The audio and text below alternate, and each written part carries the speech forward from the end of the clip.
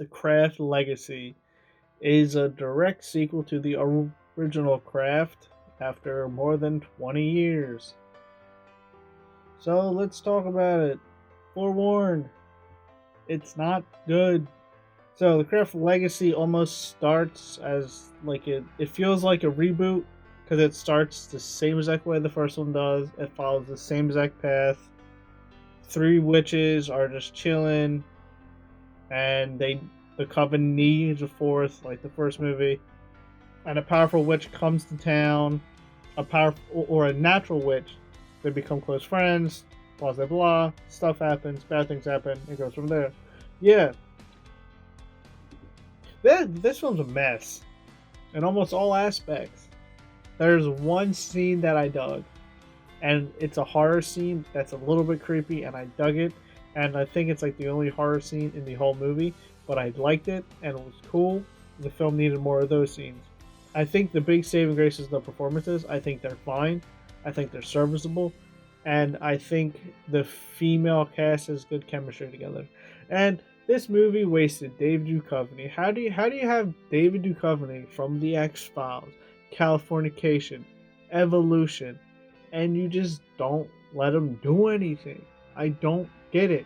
This man is immensely talented, and you just like don't let him do anything. It sucks.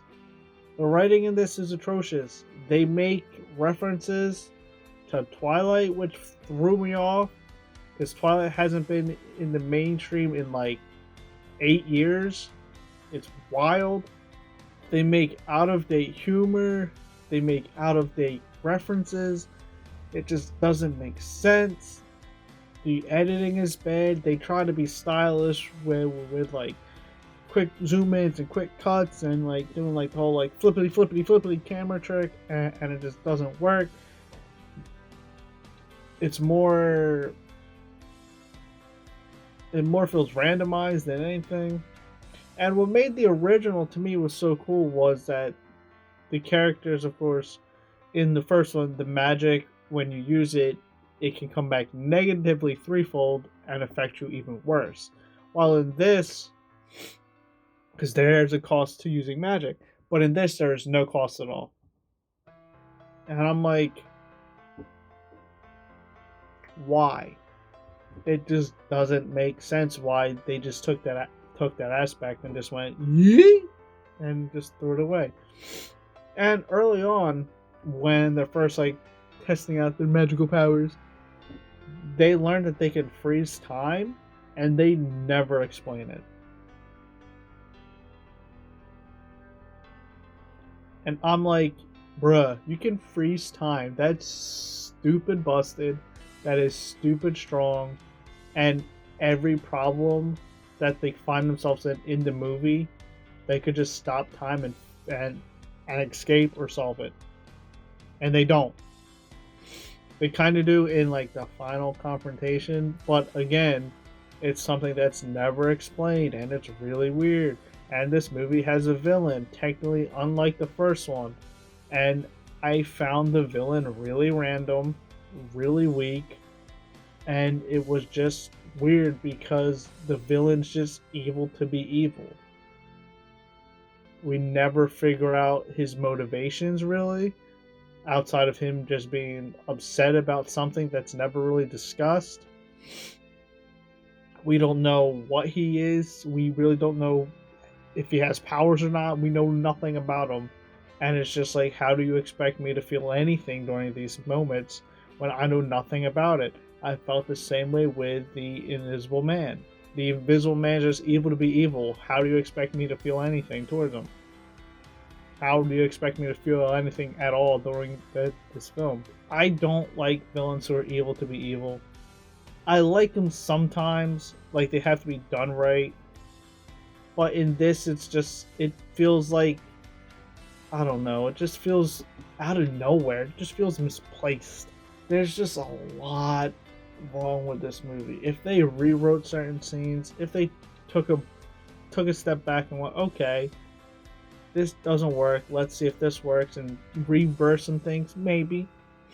Oh, and it ends on a cliffhanger that connects back to the first movie, and I'm like, But why though?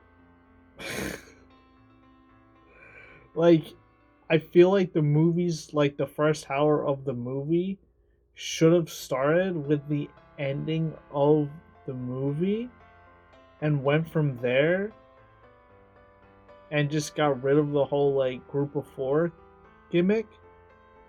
But I guess to keep like the craft name and to like make it similar to the first movie, they kept it.